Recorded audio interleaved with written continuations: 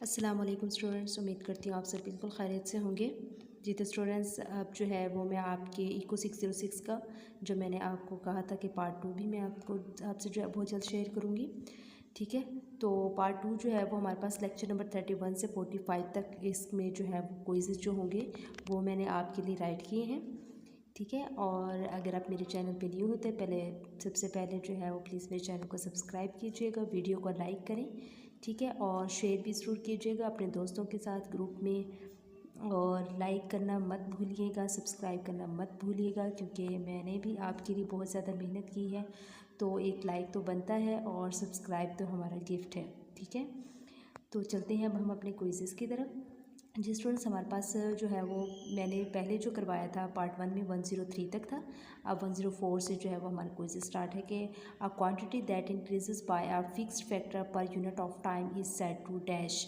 ये हमारे पास क्या कहलाता है? इंक्रीज एक्सपोनेंशियली कहलाता है। ठीक है, ये 104 ये ना समझना कि आपका जो टॉपिक यानी मॉड्यूल्स है उससे नहीं, ये ना मैंने जो आपके जो राइट किया हुआ ना जितने MCQs पार्ट 1 में मेरे 103 क्विजेस बने थे, पार्ट 2 में जो है वो 104 से मैंने स्टार्ट कर दिया आगे से। ठीक है, तो चलिए अब देखते हैं। तो यह इसका पहले का जो है वो हमारे पास इंक्रीज एक्सपोनेंशियली है, और इसके बाद FFT is equal to A, small A की पावर जो है वो टी है, वेयर ए इज़ डैश। तो हमारे पास ये स्मॉल ए जो है वो स्टूडेंट्स क्या होगा यहाँ पे, तो आप देख सकते हैं ये हमारे पास एक फैक्टर है। ठीक है, अगर हमारे पास if y is equal to FFT is equal to A की पावर t है, तो यहाँ पे a इज़ अ फैक्टर है बाय विच y इंक्रीजेज, क्योंकि जब हमारे पास y इंक्रीजेज हो रहा है तो a फैक्टर है।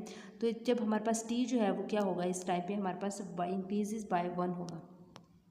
इन कैलकुलस की बात करते हैं तो most of exponential functions appear with dash. जब हम कैलकुलस में बात करते हैं यहाँ पे आपके पास जो है वो विद अपेयर फंक्शन जो है वो अपेयर होगा विद बेस की वैल्यू, यानी ई की वैल्यू 2.71828 है। ठीक है, अप टू 100 नंबर्स भी हैं, तो यहाँ तक आपके पास मोस्टली ज़्यादा से ज़्यादा 2.718 तक ही जो है वो आ सकता है। ठीक है, तो इसके बाद स्टूडेंट्स आप यहाँ पे इसका ये भी एक MCQ बन सकता है कि the dash most of exponential function appear with base 2.7182। तो यहाँ पे आपका फिर इन किसका आ जाएगा, इन कैलकुलस की बात है, तो कैलकुलस में ये सकता है। ठीक है, इसके बाद जो है वो 2.71828 इज़ डैश। तो इसको जो है वो ये हमारे पास एक क्या है, इरेशनल नंबर है। ठीक है, क्योंकि आपको पता है रैशनल क्या होते हैं, हमारे पास p/q की शक्ल में होते हैं, या 3/2 हो गया, ये कुछ भी नंबर हो सकते हैं। जबकि इरेशनल आपके पास स्टूडेंट्स क्या होता है, आपके पास जैसे पाई हो गया, या पाई की वैल्यू हो गई, या ई हो गया, ई की वैल्यू हो गई, या अंडर रूट हो गया, तो ये हमारे पास इरेशनल्स होते हैं। सिमिलरली हमारे पास 2.7828 जो है वो ये हमारे पास एक इरेशनल नंबर है। ठीक है, इसके बाद एक्सपोनेंशियल इज़ रिप्रेजेंटेड बाय आई। इसको जो है वो हम किससे रिप्रेजेंट करते हैं, ई से करते हैं, स्मॉल ई से। Pi is equal to FFT is equal to power T is known as dash. इसको जो है वो हम क्या कह सकते हैं, नेचुरल एक्सपोनेंशियल फंक्शन, जो इसका रियल नेम है नेचुरल एक्सपोनेंशियल फंक्शन है। ठीक है जी students, a quantity that decreases by a fixed factor per unit of time is said to be dash decreases exponentially। ठीक है, the formula for compound interest is, जो हमारे पास compound interest या फिर आपके पास आ सकता है इंटरेस्ट कंपाउंडिंग, कुछ भी मतलब दोनों मतलब आगे पीछे भी वर्ड्स हो सकते हैं। तो इसका फार्मूला हमारे पास एक्चुअली क्या होता है, v is equal to A E की पावर आर टी होती है। ठीक है, कंपाउंडिंग इंटरेस्ट आ जाए या इंटरेस्ट कंपाउंड आ जाए, ये कंपाउंड इंटरेस्ट आ जाए, it's mean v is equal to A E की पावर आर टी है। ठीक है, इसके बाद v is equal to A की power R T, all functions are represented by. यहाँ पे हमारे पास जितने भी इसमें चीज़ें जो है वो एग्जिस्ट कर रही हैं, तो यहाँ पे हमारे पास इनका जो है वो किससे रिप्रेजेंट करते हैं। जैसे ए जो है ये हमारे पास क्या है, प्रिंसिपल अमाउंट है, ई क्या है, नेचुरल बेस है, आर क्या इंटरेस्ट रेट है, टी हमारे पास टाइम है, और वी जो है वो value at point in time है। तो स्टूडेंट्स आपको इनके नेम्स याद होने चाहिए, क्योंकि वो जो है आपसे MCQs में भी पूछ सकते हैं कि आपसे जो है वो फार्मूला लिख सकते हैं, और वो कह सकते हैं कि वेयर ए इज़ डैश, मतलब रिप्रेजेंटेड बाय डैश। तो हम ए बता सकते हैं कि ए जो है वो प्रिंसिपल अमाउंट है। तो आपने ये 3-5 जो चीज़ें मैंने लिखी हुई आपने अच्छे से याद कर लेनी है। Instantaneous rate of growth has two things. तो हमारे पास इस रेट में ग्रोथ में जो है वो दो चीज़ें होती है, कौन कौन सी होती है, एक टाइम इंडिपेंडेंट होता है, दूसरी कांस्टेंट आर होता है। ठीक है, इसके बाद जो है growth does not always take place on R dash. तो यहाँ पर हमारे पास क्या आ जाएगा, कॉन्टीन्यूस बेसिस। ठीक है, इसके बाद for dash where changes occur only once rather than from dash. तो स्टूडेंट्स मैं आपसे एक बात कहना चाहूँगी, ये जो पॉइंट नंबर 116 है आपके पास, यहाँ पे जो है वो 3 MCQs बन रहे हैं यहाँ से। या तो वो जो है डिस्क्रीट ग्रोथ को डैश में करार देगा, या फिर पर पीरियड को डैश कर सकता है, या फिर आपके पास इंस्टेंट टू इंस्टेंट को कर सकता है। तो आपने जो है वो इनको तीनों लिहाज से अच्छे से याद कर लेना। इसके बाद है dash are time periods covered in compounding dash. तो यहाँ पे कंपाउंडिंग, तो यहाँ पे हमारे पास क्या आ जाएगा, एक्सपोनेंट्स आ जाएगा, ठीक है। इसके बाद है present value A of a given sum V which will be available after T years dash. तो यहाँ पे हमारे पास क्या आ जाएगा, डिस्काउंटिंग प्रॉब्लम आ जाएगा, ठीक है। इसके बाद है स्टूडेंट्स हमारे पास dash principal A grows into V is equal to A की power R T after T years of continuous compounding at the rate R dash. तो यहाँ पे हमारे पास क्या है, कॉन्टीन्यूस केस में होता है, ये कॉन्टीन्यूस प्रॉब्लम भी हो सकता है, यहाँ पे लिखा जा सकता है केस की जगह पे, या केस लिख सकते हैं, ठीक है। इसके बाद है लॉगरिथम एट्रीब्यूटेड टू डैश। जो है वो कहते हैं कि लॉगरिथम को किसने एट्रीब्यूट किया, हमारे पास जो है वो स्कॉटिश मैथमेटिशियन था, उसका नाम क्या था, जॉन नेपियर, और वो 1550 से 1617 तक जो उसकी जो date of birth and date of death है ये है। तो ये आपने तीनों लिहाज से इसको अच्छे तरीके से कर लेना है, ये नहीं, ठीक है। इसके बाद है लोगार्थम इज़ अ डैश वर्ड। हमारे पास लोगार्थम क्या, कौन सा वर्ड है, ग्रीक वर्ड है। इसका लोगोस का मतलब क्या है, उसमें दो उससे लोगार्थम बनता है, एक लोगोस और एक आर्थिमोस। तो लोगोस का मतलब है रेशो एंड आर्थिमोस का मतलब है हमारे पास नंबर, ठीक है। इसके बाद 2.71828 जो होता है, इसको जो है वो हम ई से भी रिप्रेजेंट करते हैं, और इसको दूसरा नाम हमारे पास अलग नंबर भी है। तो अगर वो अलग नंबर दे दे, ई ना दे, तो इसका मतलब है आपने इसको टिक कर देना, ठीक है। अलग नंबर आपका करेक्ट ऑप्शन होगा। इसके बाद है लॉग नेचर एक्स मोड जो है वो इज द डैश। हमारे पास ये क्या है, नेचर लोगार्थम ऑफ एक्स है। वाई इज इक्वल टू की पावर एक्स होगा, तो and Y is equal log nature X mode है। तो आर ये हमारे पास क्या होंगे, इनवर्स फंक्शन में होंगे, ठीक है दोनों, क्योंकि ई की पावर एक्स और लॉग नेचर एक्स ये हमारे पास दोनों इनवर्स हैं। वाई इज इक्वल टू अगर लॉग नेचर एक्स ई की पावर एक्स मोड में है और इज इक्वल टू एक्स आ जाए और ये भी, तो ये दोनों आपके पास वो कहते हैं कि आपके दोनों का आंसर जो है वो सेम ही आता है, एक्स, ठीक है। अगर चाहे आप लॉग नेचर ई की पावर एक्स मोड लिखें तब भी, और या फिर ई को बाहर रख दें, लॉग नेचर एक्स मोड कर, तब भी आपका पास आंसर जो है वो सेम आएगा, ठीक है, एक्स ही आता है। तो आपके पास वो जो है वो पूछ सकते हैं दिस जो है वो इसको आंसर क्या है, एक्स आता है, तो आपने एक्स को टिक कर देना है। इसके बाद है log nature into X dot Y, यानी प्रोडक्ट फॉर्म में, तो आपके पास इस तरह आ जाएगा log nature X plus log nature Y. इसी तरह लॉग के लिए आ जाएगा, अगर एक्स बटा वाई में है तो हमारे पास log nature X minus log nature Y आ जाएगा। अगर एक्स की पावर पी में लॉग में है तो आपके पास पी आ जाएगा, लॉग एक्स आ जाएगी, क्योंकि पावर रूल है, तो पावर रूल आपको पता कैसे अप्लाई होता है। इसके बाद है कॉप डॉगलस प्रोडक्शन फंक्शन का फार्मूला एक्चुअली क्या होता है, Q is equal to A Q की पावर के की पावर अल्फा और एल की पावर बीटा है स्टूडेंट्स। इसके बाद है CES स्टैंड्स फॉर, CES जो है वो क्या होता है, एक्चुअली इसका रियल नेम क्या है, कांस्टेंट इलास्टिसिटी ऑफ सब्स्टिट्यूशन, ठीक है। इसके बाद है स्टूडेंट्स बाइज को डेफिनेटली सो द, यहाँ पे मैंने पता नहीं क्या लिख दिया, सो बाइज को डेफिनेटली सो द आर, हाँ जी, so the R is Y and T relation, यहाँ पे है sorry, so there is Y and T का रिलेशन क्या है, दोबारा से मैं पढ़ती हूँ कि Y is equal to F(t), so there is Y and T relation dash, कि वाई और टी का जो है यहाँ पे रिलेशन क्या है, तो वाई डिपेंड्स ऑन टी करता है हमारे पास, ठीक है, क्योंकि आपको पता है यहाँ इस फंक्शन में हमारे पास वाई क्या है, डिपेंडेंट है, और टी जो है ये हमारे पास इंडिपेंडेंट है। तो वो यही बात क्या है कि वाई डिपेंड करता है टी पे, और अगर वो टी का पूछ ले तो टी यहाँ पे क्या है, तो हम कह सकते हैं टी जो है वो इंडिपेंडेंट है वाई के, ठीक है। इसके बाद if country exports goods and services then both depends on dash. अगर वो कहते हैं कि एक कंट्री है जो एक्सपोर्ट करती है गुड्स को भी और सर्विसेज को भी, तो ये दोनों चीज़ें हमारे पास किस पर डिपेंड करेंगी, टाइम पर, ठीक है। इसके बाद टोटल एक्सपोर्ट्स हमें एक्चुअली होता है कि total exports mean x of T क्या है हमारे पास, किसके इक्वल होता है, G(t) प्लस S(t), यानी गवर्नमेंट गुड्स के और सर्विसेज के, क्योंकि आपको पता है गुड्स भी टाइम पे डिपेंड करती है और सर्विसेज भी जो है वो टाइम पे डिपेंड करती है, इसलिए हम कह सकते हैं कि X(t) is equal to G(t) plus S(t), ठीक है। इसके बाद rate of growth of export is dash. जब हम रेट ऑफ ग्रोथ की बात करते हैं तो हमारे पास एक्सपोर्ट्स क्या होगा, यहाँ पे RX is equal to X dash T over X, या फिर आप एक्स डैश की टी की जगह पे आप ये भी लिख सकते हैं D(t) plus S dash T over x. दोनों तरह से आपके पास MCQs में आ सकता है, तो आपने जो है वो दोनों तरीके से अच्छे से याद कर लेना। उसके बाद ED is equal elasticity of D mode is equal to 1 जो है, इसका मतलब क्या होता है कि ये है हमारे पास यूनाइटेड इलास्टिक डिमांड कर्व, ठीक है। Growth rate of consumption is हमारे पास अल्फा है।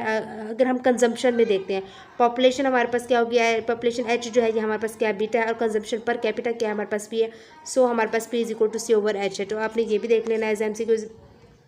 इसके बाद students rate of growth of a quotient variable is equal to dash differential of individual growth rate है।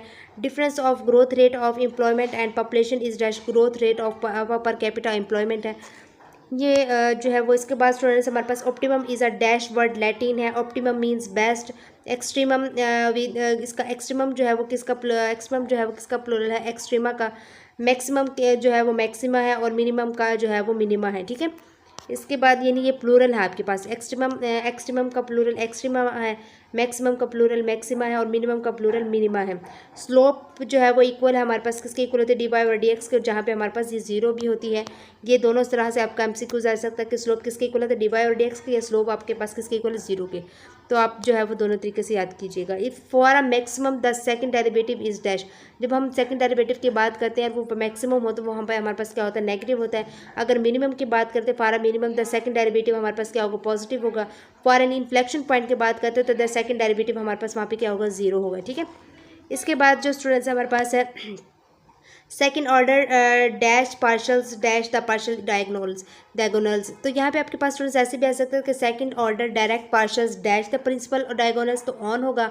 क्या फिर आपके पास आ सकते हैं कि second order dash partial on the principal diagonals, तो आपके पास जो है वो डायरेक्ट आएगा, ठीक है। आपको ये पता होना चाहिए कि डायरेक्ट जहाँ पे होगा वहाँ पे ऑन होगा और जहाँ पे क्रॉस होगा वहाँ पे आपके पास ऑफ होगा। ये दो एमसीक्यूज आपके मोस्ट इंपॉर्टेंट है, ये आपने चीज़ कर लेने, ठीक है। तो यानी second order cross partials off the principal diagonals, direct होगा तो ऑन, क्रॉस होगा तो off. If H and H2 are positive तो देन हमारे पास ये क्या होगा, मिनिमम होगा। अगर H1 और H2 पॉजिटिव होगा यानी ग्रेटर देन होगा, तो यहाँ पे भी मैंने यहाँ से इस तरह भी लिखा हुआ, इस तरह भी वो पूछ सकता है और इस कंडीशन में भी पूछ सकते हैं कि H1 greater than zero, H2 greater than zero, तो मतलब ग्रेटर देन जीरो यानी पॉजिटिव है, तो पॉजिटिव है तो मतलब यहाँ पे हमारे पास क्या होगा, मिनिमम होगा। इसके बाद स्टूडेंट्स अगर H1 जो less than zero, H2 greater than zero यानी एक का साइन अलग है दूसरे का साइन अलग है, तो यहाँ पे हमारे पास मैक्सिमम होगा। और अगर H1 less than zero, H2 greater than zero, H3 less than zero, तो यहाँ पे भी हमारे पास मैक्सिमम होगा, क्योंकि दो हमारे पास लेस देन है और एक हमारे पास जो है वो ग्रेटर देन है, यानी दो नेगेटिव के हैं। तो जो नेगेटिव जो है वो वहाँ पे जहाँ पे नेगेटिव ज़्यादा होगा तो वहाँ पे हमारे पास मैक्सिमम होगा, ठीक है। इसके बाद जो है वो H1 less than zero, H2 less than zero, तो मीन दोनों के हमारे पास लेस देन है। नेगेटिव जो है तो यहाँ पे हमारे पास क्या होगा, मिनिमम होगा, ठीक है। इसके बाद जो है वो आप देख सकते हैं N number of variables can be dealt with using dash, तो हैज़ इन डिटर्मिनेंट होगा हमारे पास। If you have a result 100.5 greater than zero हो तो then it's will be a minimum, क्योंकि आपको पता पॉजिटिव है तो हमारे पास मिनिमम होगा। और if you have a result -100.5 less than zero तो देन इट्स विल बी हमारे पास क्या होगा, मैक्सिमम होगा, क्योंकि नेगेटिविटी है तो हमारे पास क्या होगा, मैक्सिमम होगा। क्वाड्रेटिक फार्मूला हमारे पास स्टूडेंट्स ये है, हमारे पास Q = -b + -b² -4ac√2/2a है। और अगर हमारे पास क्वाड्रेटिक प्रॉफिट फंक्शन हो तो प्रॉफिट फंक्शन में हो तो हमारे पास कैसे होगा, ϕ q = hq² + jq + k आ जाएगा, ठीक है। इसके बाद students dual personality stationary point हमारे पास इस डैश होगा, क्या होगा, हमारे पास सैडल पॉइंट होगा। डैश की जगह पे हमारे पास क्या आ जाएगा, यहाँ पे saddle point. If f(x) less than zero, f(y) greater than zero, तो ये हमारे पास क्या कहलाएगा, सैडल पॉइंट। और if f(x) f(y) less than zero और f(x) f(y) greater than zero, तो ये हमारे पास क्या कहलाएगा, इन्फ्लेक्शन पॉइंट कहलाएगा। और यहाँ पे अगर हमारे पास f(x, y) = f(y)(x) या f(x, y) = f(y)(x)² इज हमारे पास बाय-योंग्स थ्योरम कहलाएगा, ठीक है। इसके बाद अगर हमारे पास MRI = MCI हो तो MRI हो तो ये इसके इक्वल टू हो जाएगा हमारे पास MCI के, यानी मार्जिनल रिवेन्यू = मार्जिनल कॉस्ट होता है। तो अगर इनिशियली होता है हमारे पास I आ जाएगा, ठीक है। इसके बाद constraints can be consider as dash, तो हमारे पास यहाँ पे कंस्ट्रेंट जो है वो क्या कंसीडर की जा सकती है, ऑल डैश स्कैरसिटी भी कर सकते हैं। और constraints also non as, constraint को जो है वो हम जान सकते हैं रिस्ट्रेंट भी नेम इसका साइड रिलेशन से भी जान सकते हैं, और सब्सिडाइरीज कंडीशन भी है। इसमें से कोई भी एक बार को जो है वो पॉइंट दे सकते हैं, आपने जो है वो इन तीनों में से एक को क्लिक कर देना। इसके बाद है free optimum is higher than dash. अगर हमारे पास फ्री ऑप्टिमम है वो कहते हैं कि तो फ्री ऑप्टिमम जो है वो हायर देन होगी, ज़्यादा होगी कंस्ट्रेंट ऑप्टिमम के। बट हमारे पास कंस्ट्रेंट ऑप्टिमम जो है वो can not be higher than dash, यानी फ्री ऑप्टिमम, जो कि कंस्ट्रेंट जो है वो हायर देन नहीं हो सकती फ्री ऑप्टिमम के, बट फ्री ऑप्टिमम जो है वो हायर देन हो सकती है कंस्ट्रेंट ऑप्टिमम के। इसके बाद स्टूडेंट्स आप देख सकते हैं Lagrange multiplier introduce by dash Joseph. जो लैग्रेंज मल्टीप्लायर था इसको किसने इंट्रोड्यूस करवाया था, जोसेफ लुइस लैग्रेंज ने जोसेफ लुइस लैग्रेंज ने। तो what if we want to predict the impact of per unit change in constant one objective functions, तो यहाँ पे आपके पास स्टूडेंट्स आ जाएगा answer value of Lagrange multiplier border Hessian attributed to dash. यहाँ पे हमारे पास जर्मन मैथमेटिशियंस था, उसने इसको एट्रीब्यूट करवाया था और उसका नाम क्या था, लडविग ऑटो हैज़।